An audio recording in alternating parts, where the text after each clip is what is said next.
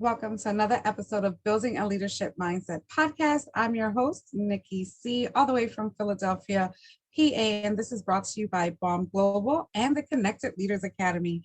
I am super excited to introduce our guest who I've connected with through the CLE tribe. Super exciting. Had a virtual coffee with him last week, got to know what he does, and I am just super excited for him to share his knowledge and how he can help our audience. Super excited.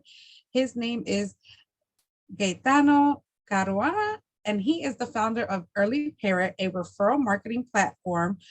He helps coaches, course creators, and event hosts achieve significant growth through referrals. EarlyParrot has generated hundreds of thousands of referrals, resulting in millions in revenue. And their mission is to help entrepreneurs and marketers leverage word of mouth. Welcome so much. How are you, Gaetano? I'm doing great. Thanks for having me. I'm really stoked to be here and looking forward to share some knowledge. Thank you. Yes, absolutely. And where are you tuning in from? I am tuning from the tiny island of Malta. It's a little bit far away where you are. We're in the middle of the Mediterranean. We're very, very small. We're a small country in the European Union. We're 27 by 14 kilometers, so most probably the size of one of many cities in the US. Wow, wow. Well, thank you so much for accepting my invitation to Building a Leadership Mindset podcast. So, we want to know a little bit about you. What was your upbringing? Who was Gaetano before the success and before this journey that you've been on? Sure. I'm more than happy to be here because I'm on a mission, and the mission is to help other entrepreneurs to learn more about word of mouth, referral marketing, and to help them to tap into this market. But if we had to rewind the story and go back a couple of years, I'm 38 years old. I am married and I have a kid, three-year-old son. His name is Zach. And when I was brought up, I was always kind of like in technology. So I was always from a very young age, you will see me playing around with technology. So at that time, I started with games. I was always into computers, building different computers, playing around with the latest technology. So that was always my upbringing. So I was always into technology and into learning how to tap into new technologies, how to play around with technologies. And in fact, I furthered my studies in technology. I am a graduate in IT, and that is my background. So originally, I am a technical person. But I always had this thing in me that when I'm experimenting with a new technology, it can be a piece of software or hardware, I always look at technology and I admire technology, but I don't stop there. I always had this thing in me. How can we use technology to improve our life, to solve a problem, to solve a pain point, to help others?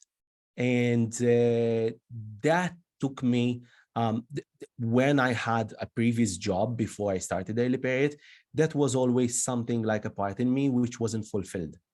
And I felt that I could fulfill that part just by opening my business. And through the use of technology, I can solve a problem. I can help others with a pain point. And that's what got me to start EarlyParrot 7.5 years ago. Wow, that is awesome. And tell us a little bit about EarlyParrot and how did you come up with that name? Was it just yourself? Was it a team?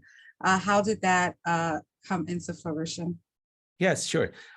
Before I started EarlyParrot, about a decade before, I had another company.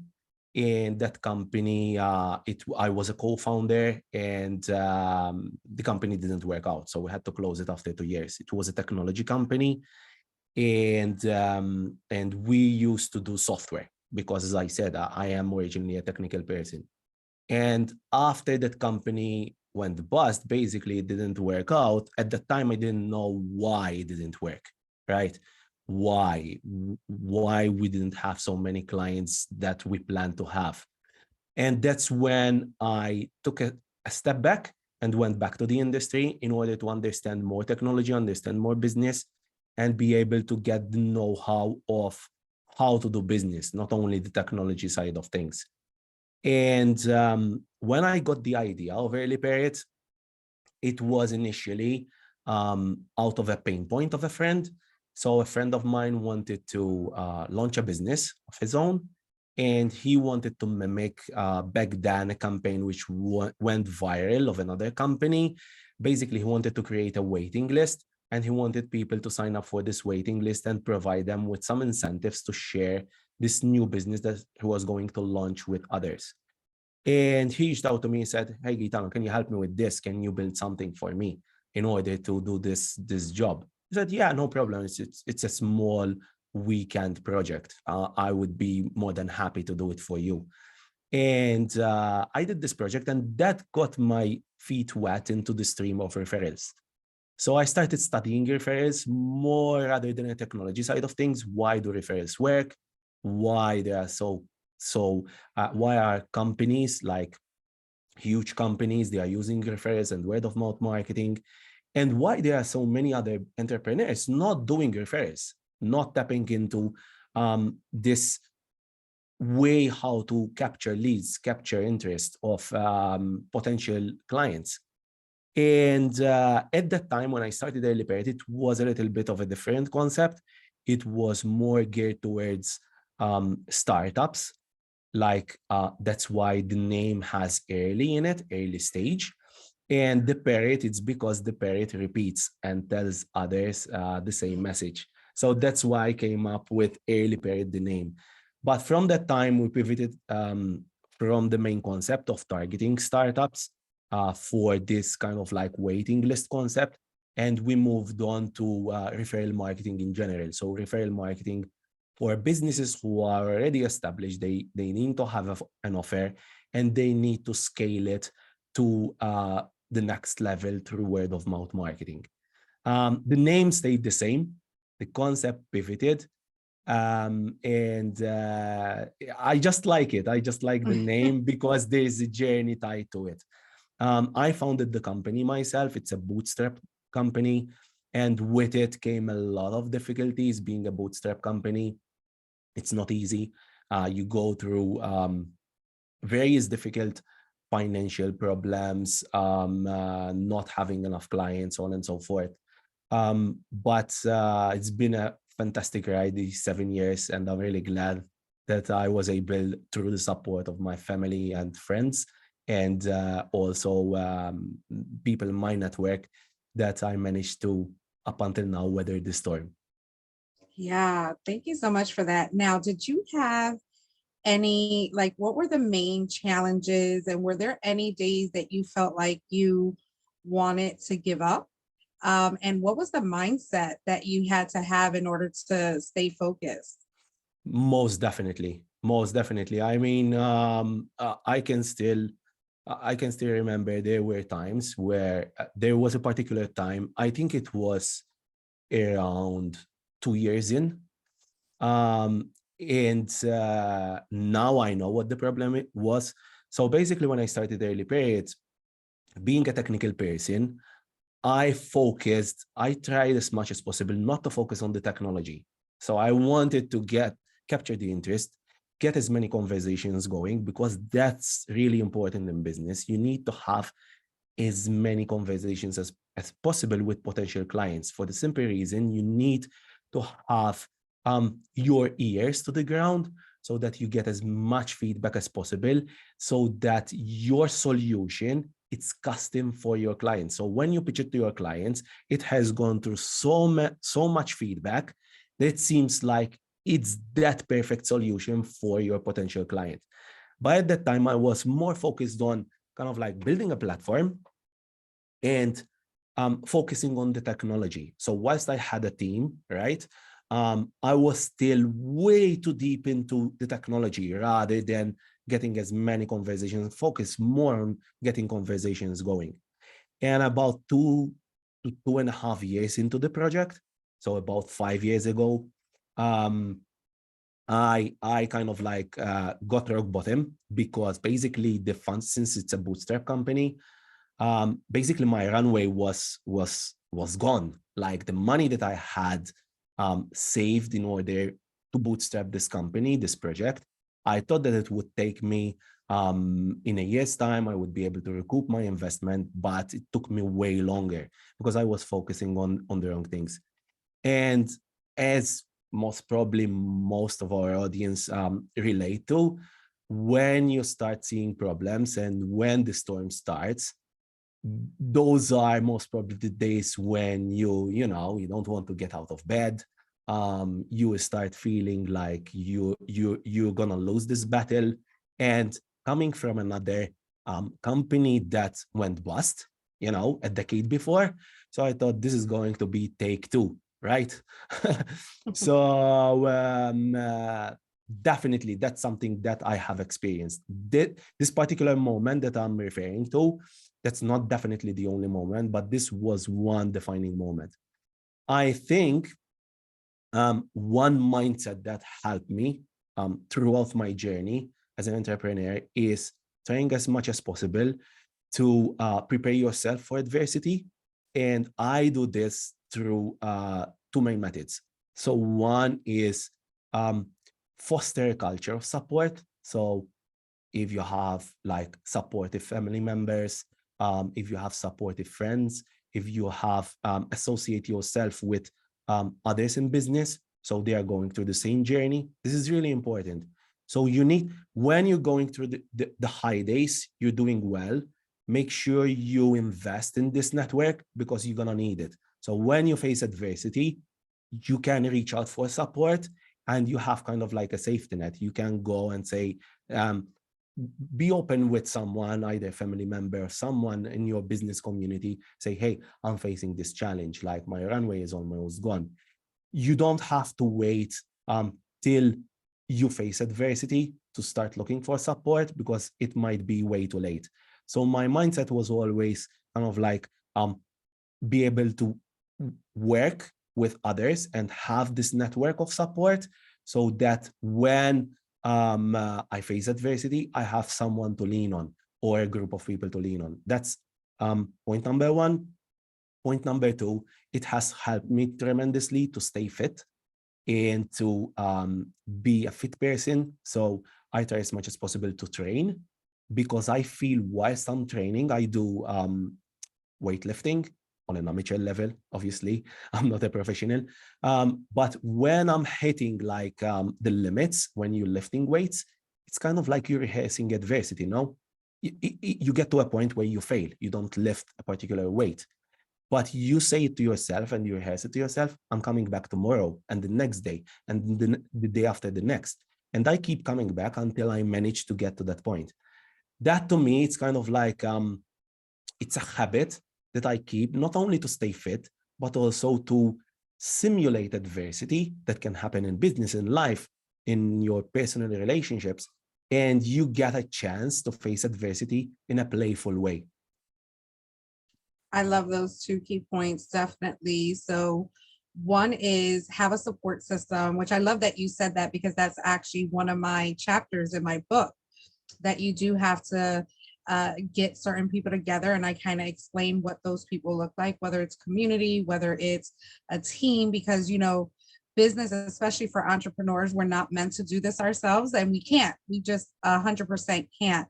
We have the ideas, we have the drive, the ambition, and some of the tools, but really the knowledge that, in areas that we lack, that's what communities are for. And it's a great point because we have these masterminds that we have, especially just speaking to the CLA, is that, when we get in breakout sessions, we talk about each of our challenges and everyone gets to input on how they first, they have faced adversity and how, maybe they have the same related issue at some point in time. And then you get all that value and how you can either prevent it or how you can overcome it if you're actually in the storm at that time. So you're 100% right when it comes to having a community and really investing in that time and taking other people's stories and really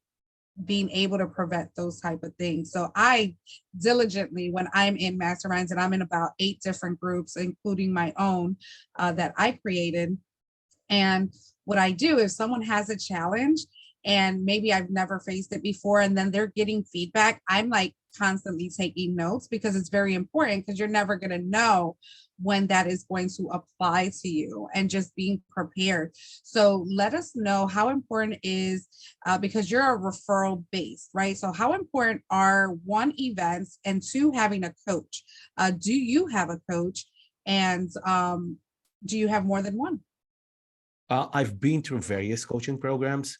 And in fact, this year, I want to make it a point, not specifically to mindset. So I don't have a coach specifically to mindset, but I've been through various coaching programs for different things. So I'm now in a position. So when I started the business, I used to think, hey, this I can do it myself, you know.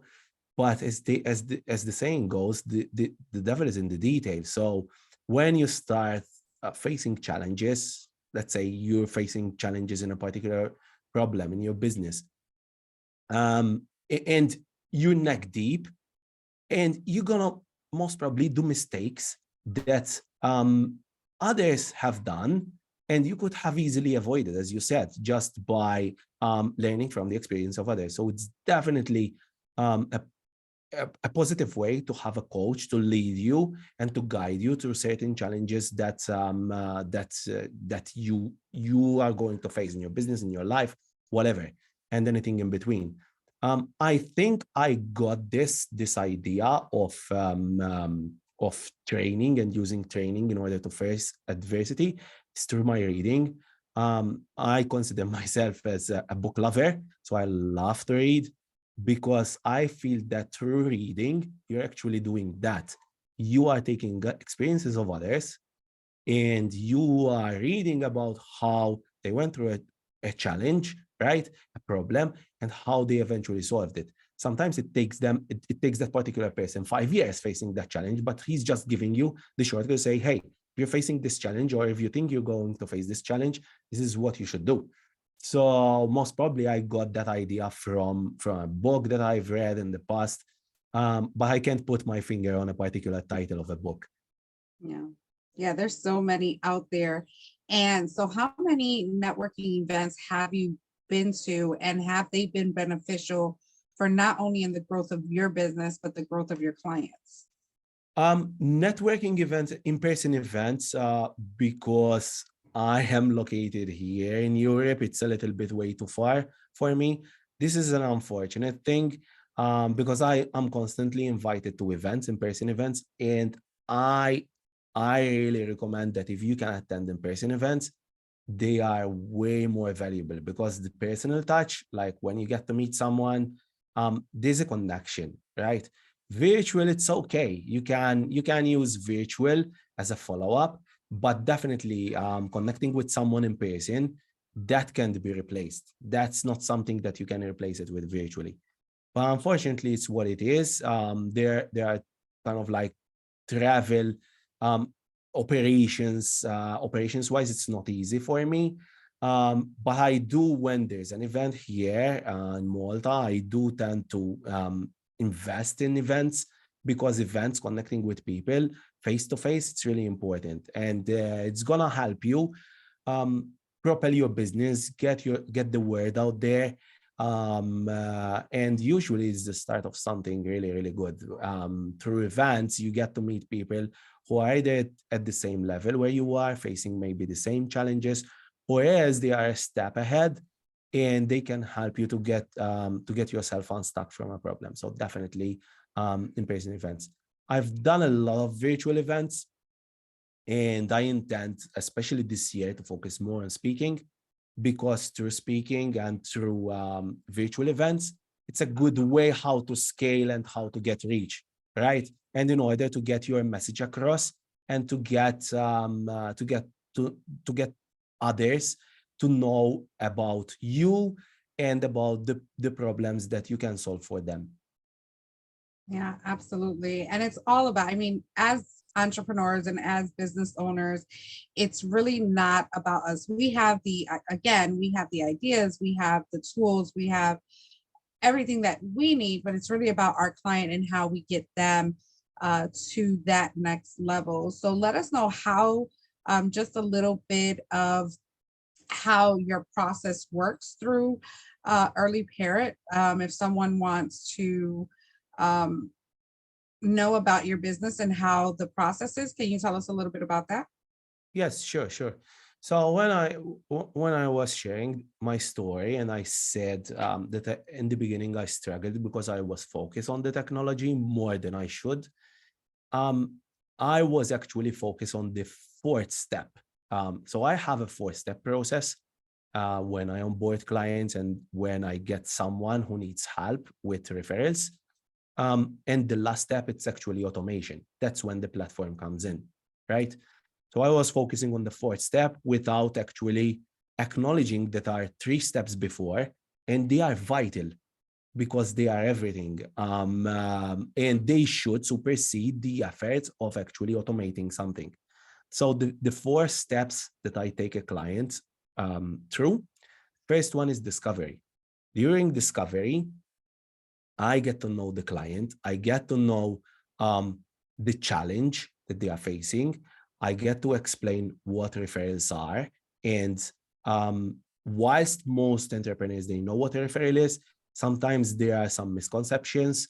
So because there are different kinds of referrals, we specifically focus on referrals coming from your previous clients or referrals coming from people in your audience. So if you have an audience following on social media or a newsletter, we want to put that asset because we look at your following as an asset and we turn them into mini ambassadors. That's where we're focused.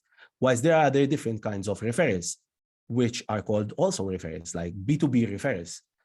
Normally, that's more named and labeled as affiliate marketing. So when a business refers someone else, a client, to another business, that's more affiliate marketing. So during the discovery, this gives the discovery stage gives me a chance to explain the client what we do, and also get a good understanding, a brief understanding of where they are in terms of the business and what's the goal, what's their next step. At this point, I always get a chance to say no to certain clients, and I take full responsibility of rejecting certain clients, certain requests that they want to proceed with the referral program because I feel that they are not at a good stage that they should invest time and money to implement a referral strategy. So for instance, when I get a discovery call with a business that they have a very shaky offer, and I can sense that, I can say, listen, it's better you get this money that you're going to invest in referral marketing and you improve and you test on different offers in order to find your signature offer. It's really important that you go there. So I don't want to take any money off you because you're not yet at a certain stage. So there's a checklist that I go through with each client. And during the discovery calls, I get to say a lot of no's. So that's stage number one. Stage number two, if they made it through the discovery, I go through a full audit of the business. So what does it entail? It's not a financial audit. It's more which audiences do you have? Sometimes I get to speak to businesses and business owners, and they don't understand that they own a lot of assets, that they are there and they are dormant. So yeah, Gaetano, we have an email list of 2,000 people. It's a very small email list. It's 2,000 people. But those 2,000 people, they are exactly what? Yeah, people that they have bought a micro offer of us, a $7 offer. Whoa, that's an asset. It's there. Are you sending out emails to those kinds? Yeah, seldomly, maybe once a week. Oh, we take notes. That's an asset that we can use. We can revive that asset and we can ask for referrals. We can offer them a way how they can, come back and also refer others because they have been validated, so on and so forth. Check the social media following. Which social media are you engaging on? Where you're getting engagement the most? Which groups? Any masterminds that you attend? These are all assets. the different connections, different businesses that you are connected to, so on and so forth. Once we go through the audit, once we get the result of the audit, we come up with a referral strategy. And this is the point where we deliver to our clients a way how we think it's going to be the best, how to approach referral marketing. So how are we going to get their existing audience to refer others in exchange for rewards? The kind of incentives that they have to offer, when they should ask for referrals. Is it at an early stage? Is it after they purchase a micro offer? Is it after they complete their program, their signature program? Is it during a discovery call? Is it after their onboarding call? Which strategy should they use? Should they give out money? Should they give out a bonus instead? Should they give out coupons from another company or a discount of another company? Anyway, these various strategies. Should they give double-sided rewards? That is, they give a reward to the referrer and to the referee, whichever makes sense most for that particular business. We go through all the different things. We work with them on how to promote the referral program. So it's one thing to have a referral program and one thing to spread the word about the referral program, because the referral program now is going to be another component, which is kind of like another offer to the list of offers. And you have to provide it with enough promotion so that you get enough eyeballs on your referral program, so that you get enough traction of your referral program. And so that's the third. That's when the referral strategy comes in, with the goals and the dates when we intend to reach those goals. And then if it makes sense, we move on to the fourth step. But the fourth step, it's totally optional, for the simple reason, not optional, it's something that we recommend sometimes, and sometimes we recommend you should not use automation. So when we get certain businesses that they need to scale their referral marketing, they obviously need automation, right? Because they are not going to track referrals and to see who's referring others. They need a piece of software that does that automatically for them and delivers rewards, so on and so forth. But this is only optional. Sometimes we get clients who say, listen, we're still at an early stage, but we need guidance of you so that when we're preparing our offers, we have this in mind that we want to build everything that we build up until to the stage where we're able to hire you, to get you on board and to get you to audit our business. We want to build a community that fosters referrals from day one. So they only need the strategy part. So the automation, they don't need it. So it's a four-stage strategy, four-step process: discovery, audit, referral strategy, and automation. That is awesome. Very thought out. Definitely something that a lot of people will need depending on what stage. Now, what stage do you think should, if they're just starting a business like today, would you even do a discovery call, or would you wait 6 months, 12 months? How does that look? Definitely, if you're starting a business today, it's not for you. So if you want to hop on a call, it will last maybe 5-10 minutes. It would be nice actually to meet you, because I'm a people's person. But definitely it's not a strategy that you should focus on from the get-go. You should focus on more other things like MVP, validation of your ideas, so on and so forth. All these different things. Upsells, downsells of the offer, signature offer, refining your message, so on and so forth.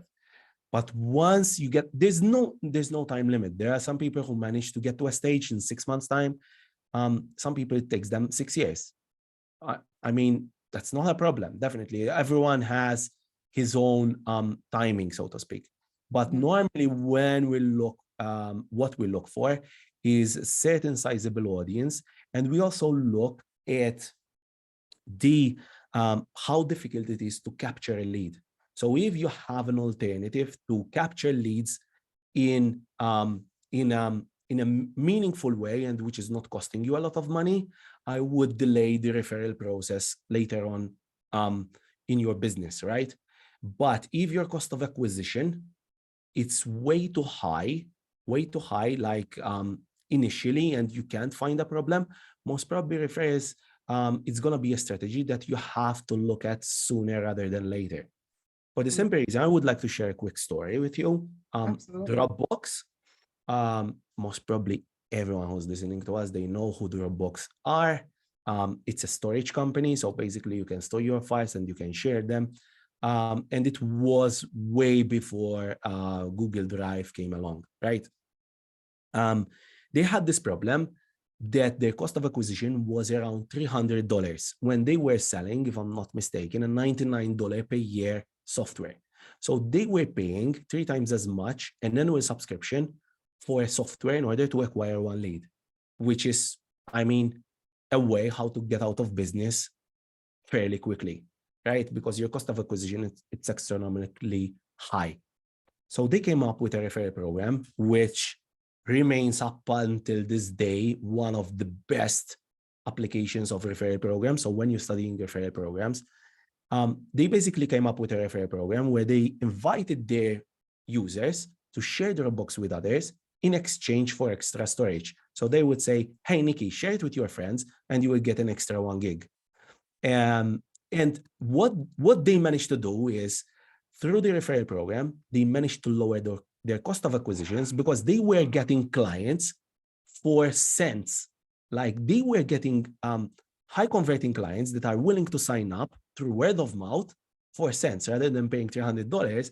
They managed to get them for cents. So, and that was the turning point in the company. If they haven't implemented the referral program, Dropbox would be another dead startup for sure by now. But now it's a $1 billion company. So, or a multi-million dollar company. I don't know exactly. But it's this goes to show that if you're struggling with cost of acquisition, if it's taking way too much time, and also it's costing you a lot of money in ads, in content, whatever you're doing, right, in order to acquire leads, most probably you should look at referral marketing because it's one of the best ways how to lower your cost of acquisition. So it really depends when to book a discovery call. If you're in doubt, might as well you do it. It's for free. And as I said, it would be a pleasure to get to know you. That's awesome. Well, thank you so much. You definitely dropped some wisdom here when it comes to referral marketing. I didn't know it at this level. I knew about like affiliation links. I do have a couple with some partners. I don't have none specifically of my own. I'm creating that now. So it's like, okay, you know, everybody can win in this. And we do word of mouth. We talk about things all the time that we don't get paid for. So it's just great to have something out there that, you know, everyone can share the win in connection, because it's really for everyone's growth, right? Everyone's growth. Basically, that's all I can say about that. But thank you so much for that. How can people get a hold of you? They can send me an email. So it's gaetano@earlyparrot.com. Maybe you can share it in the description. They can also go to earlyparrot.com and there's a live chat. Or else they can book a discovery call if they think that it's the right thing to do. earlyparrot.com/discovery. And you will get, it would be a pleasure to meet them and to see what they are doing and how we can help them. Absolutely. And they definitely will be in the show notes in the description so that they can get connected with you. It's a pleasure having you here on the show. Did you want to leave our audience with a word of advice in their business or personally, whatever your last few words are? Yes, sure. If you're in the business world, if you have a business, most probably you're already getting referrals. I'm almost 100% sure that you're already getting happy clients referring your clients. What we aim for is that you have a strategy, kind of like an SOP, more formal term, when it comes to referral, because we want to 10x those referrals that you're getting. So that's the goal. And it's something that most businesses, only about 3% of the businesses, they are tapping into this. So by taking a step forward and investing in referral marketing, investing in a referral strategy, you're going to be kind of like part of those 3%, and you're going to get ahead of your competition and ahead of the market. Awesome. Well, thank you so much. And thank you everyone for listening to another episode of Building a Leadership Mindset podcast. And this is brought to you by the Connected Leaders Academy. and BALM Global. Super excited again to have you on our show, and we're going to be connected for a very long time with the CLA. So super excited about that. And everyone have a great day. And as I always say, make it count.